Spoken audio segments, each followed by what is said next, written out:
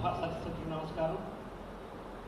ఈరోజు వేదిక మీద ఆశీర్వైనటువంటి మన గౌరవ అతిథులకు, మన వేదిక మీద ఉన్నటువంటి మన అసోసియేషన్ మెంబర్స్కి,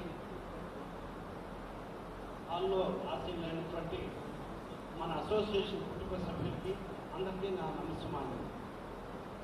ఈరోజు మనం ఈ కార్యక్రమం జరుపుకోవడంలో ముఖ్య ఉద్దేశం ఏంటంటే, మనది అపూర్వ కలయిక, విశిష్టమైంది, చాలా విశిష్టం. ఎందుకంటే అన్ని డిపార్ట్మెంట్లో పనిచేసి రిటైర్ అయిన తర్వాత ఒక గొడుగు కిందకు వచ్చి మన హక్కులను కానీ ఏదైనా వ్యక్తిగా కంటే సమిష్టిగా సాధించుకోవచ్చు. మనకి ప్రత్యేకం ఏంటంటే, మనమంతా ఇక్కడ ఉంటున్నాము, మన అవసరాలు తీర్చే వాళ్ళంతా వేరే రాష్ట్రంలో ఉన్నారు, ఆంధ్రప్రదేశ్లో. అందుకని ఇక్కడి నుంచి మనం ఆర్గనైజ్ చేసుకోవడం కష్టం కాబట్టి మనకు అసోసియేషన్ ఏర్పాటు చేసుకొని ఆ అసోసియేషన్ ద్వారా మన అవసరాలు హక్కులు సాధించుకుంటున్నాము.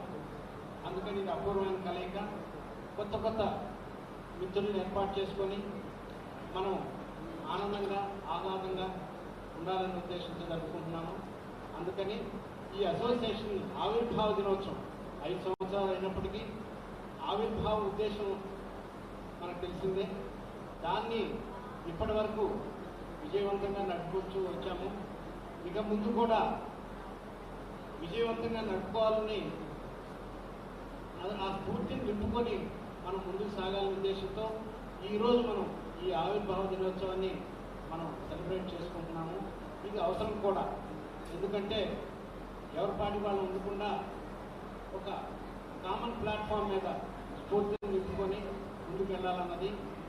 సో ఈ అసోసియేషన్ కార్యక్రమాలు విజయవంతంగా నడవాలంటే దానికి ఒక ఆర్గనైజర్గా కొన్ని వింగ్స్ ఏర్పాటు చేసుకున్నాము. ఆ వింగ్స్ ద్వారా విజయవంతంగా కార్యక్రమాలు నిర్వహిస్తున్నాము.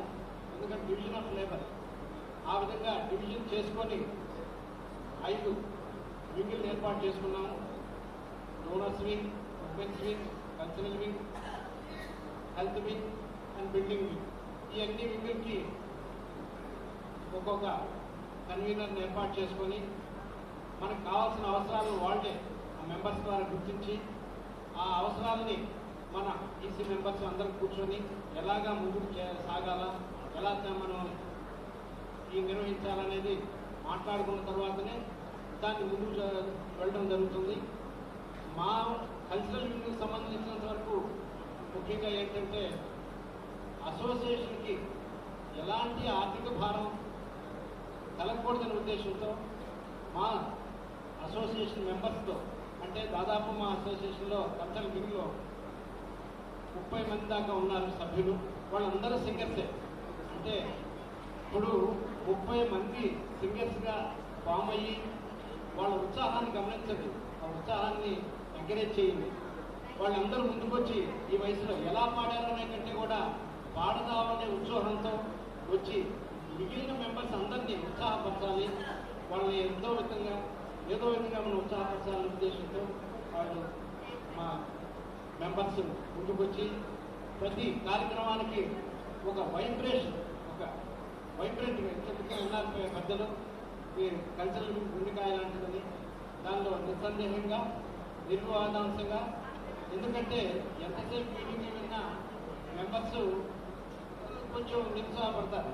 అందుకే ప్రతిసారి కల్చరల్ మీటింగ్తో ఒక కల్చరల్ ప్రోగ్రామ్ చేసి వాళ్ళని కూడా ఉత్సాహపరచాలనే ఉద్దేశంతోనే మా అందరి ఉద్దేశం ఇక్కడే కాదు.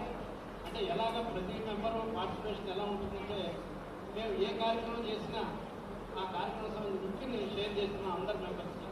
మీరు ఇంట్లో ఉండి కూడా ఆ కార్యక్రమాన్ని వీక్షించి మీ సంతోషాన్ని మాకు మెసేజ్లన్నీ ఇంకో విధంగానే తెలియజేస్తే ఆ స్ఫూర్తితో మన కల్చరల్ మెంబర్స్ ముందుకు సాగుతారు.